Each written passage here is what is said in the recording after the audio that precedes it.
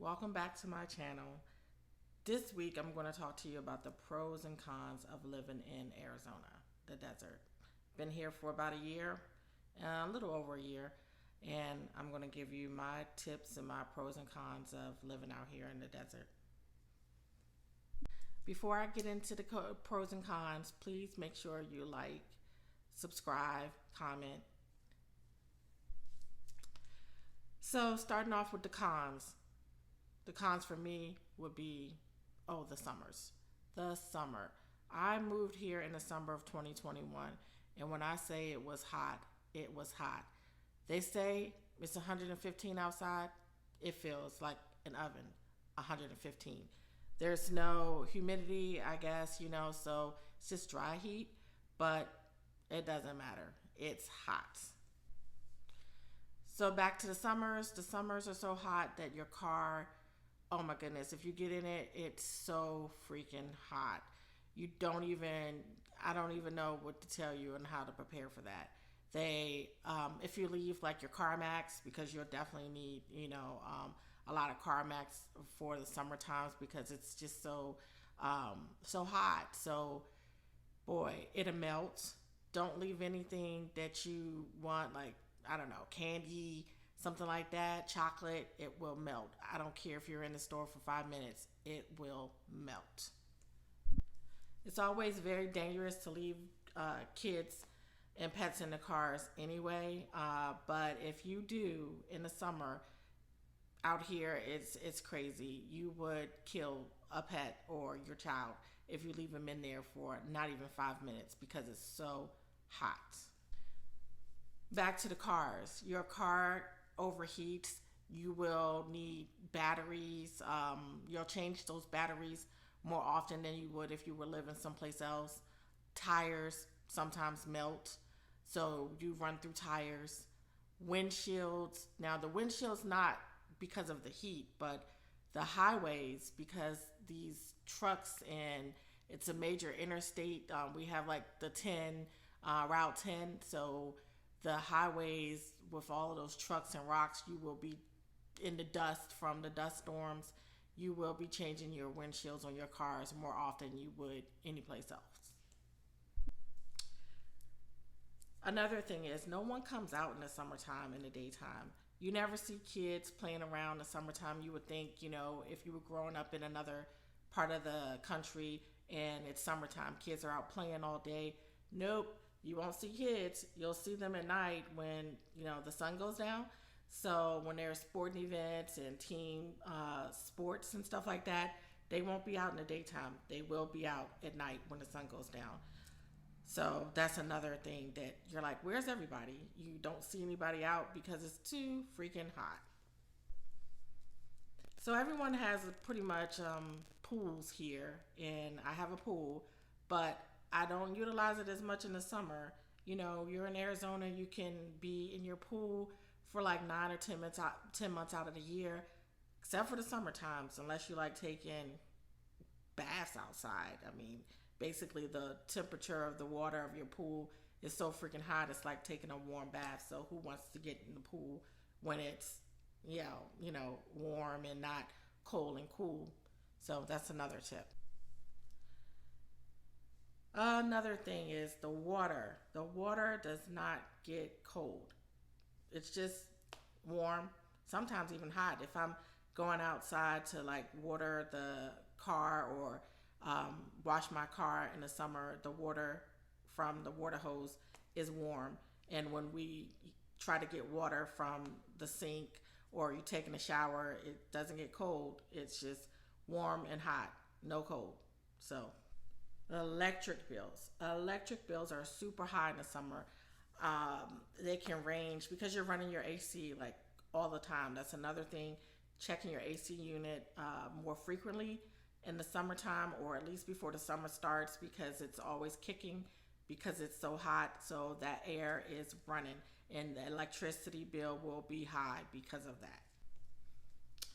Getting off of the heat topic into like the highways and the roads, everyone seems to drive 80, 100 miles per hour. It's just really, really fast. They drive super fast out here on the highways, and I'm not used to it. So I'm coming from the East Coast where it's mostly, trafficy and it's stop and go.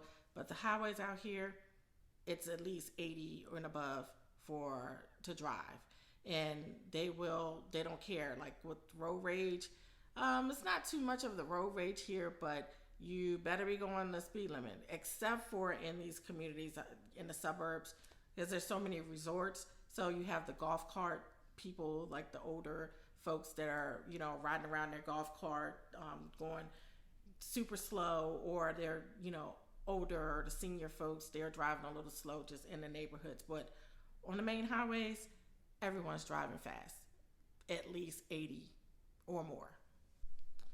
And another thing that is kind of like a con for some people, but for me it's not, everything is brown and green, so everything looks the same.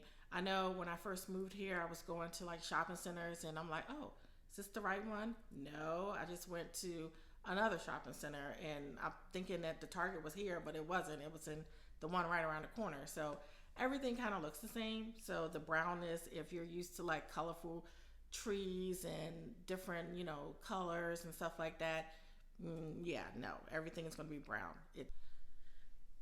Then there's monsoon season. That's usually the summer months, I think June to August, and you get those dust storms and those electrical storms that just come out of nowhere. It's really quick, and because we don't get a lot of moisture in the desert, when it does rain, it can flood. So you can just be driving and just like, oh, the clouds are changed, and you're like, oh my goodness, and boom, it'll just pour, and next thing you know, you can't drive there because of the flood. And the dust storms, I haven't been caught in one. I think my daughter has, and my son, they come out of nowhere too. They're just like just a bunch of rocks. You can't see the dirt from all of the, debris. It just come, and it's like, what was that? So that's another kind of scary thing that I'm not used to. So now on to the cons. My favorite. I really love Arizona. It's probably one of the most beautiful states I've ever visited and moved to. But after like the summer, if you could beat that heat, oh my gosh, it's completely gorgeous. The sunsets, the weather from September to probably late April, it's beautiful. I see why there's a lot of snowbirds that come just for the winter months and go back to their hometowns in the summer. It's amazing. So, yeah, there are plenty of things to do, activities, eateries, and shopping. There's Westgate. There's, if you're into like the MLB, the Cactus League is out here. So there's spring training if you want to catch a game. They're probably like, the tickets are like, I don't know, $12, $15 or so. So if you want to catch your favorite team that plays on the Cactus League, you can do that in the springtime. And if you have like little kids, they become like outdoor kids most of the months. There's a lot of outdoor activities for them to do, like if they're into like dirt bike riding or four wheelers, ATVs, the dune buggies, and mountain climbing, whatever. A lot of outdoor activities for children to do all year round, which, except for the hot summer months. But hey, you can bring them in and do something else. But yeah, for the most part, your kids will grow up being outdoor kids. And I believe most of the schools are like outdoor schools as well. So they'll get a lot of sunshine going in and out. So they won't be lacking vitamin D out here in the sunshine. I've been here for a year, and I've probably only seen maybe 3 gloomy days and maybe a week of rain, if it wasn't like consecutive rain. But it's sunshine every single day, pretty much 360 days of just pure sunshine. It's just amazing. You wake up and you go out and get yourself some vitamin D, and hey, it's beautiful. Then there's these beautiful mountain views and sunsets. Oh, it's just amazing. So, if you like views and just sunshine, this is definitely the place for you. And then there's a lot of easy access to like beaches and lakes. A lot of people think that this is the desert, but there's like a lot of lakes nearby. or not too far away. And then the beaches, you have like San Diego, California, just like a few hours going, west. And then if you go south to Mexico, there's our local beach, I believe. Haven't been there yet. I think it's called Rocky Point or something like that. But apparently it's only like a few hours south, and it's a beautiful, like the local beach. So that's another good thing. If you're into beaches and not really like the deserty area, you can still get to your beaches. So, in a nutshell, Arizona is beautiful. One of the most beautiful states I've ever lived in, and I love it here. So, these are just some of my tips and my pros and cons on if you're even considering moving here. So, yeah, there are my pros and cons for living in Arizona. Please make sure you like, comment, and subscribe. Thanks again. Talk to you next week.